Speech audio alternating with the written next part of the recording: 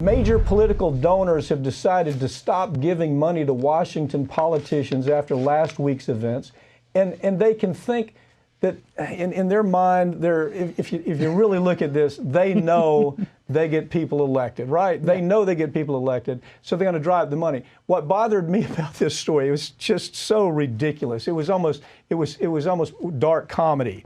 When you have people like Jamie Dimon and Goldman Sachs and Morgan Stanley and all of these folks saying, oh my God, you have violated the rule of law in America, and so we're not going to give you any more money, Democrat or Republican.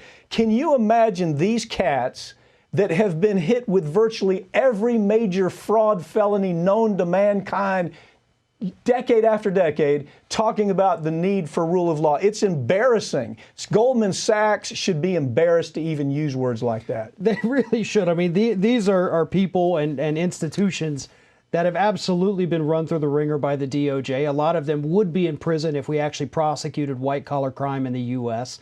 And to me, the other thing that stands out so strongly about this is that they understand their power. They know how much influence they wield over Washington, D.C. to be able to come out and make this joint kind of statement and say, listen, you get nothing from us until you get along. You don't get your allowance until you guys can get along anymore. And they know that that's going to work because these disgusting politicians are going to say, well, I can't fight him anymore because I have to have my Goldman Sachs money because I got an election in 2 years. Well, it's the same thing they say to them behind closed doors. Here we're saying we're not going to, but most of the time it's AT&T or Bank of America or Exxon saying, we're not going to give you any money unless you do this for us. Yeah.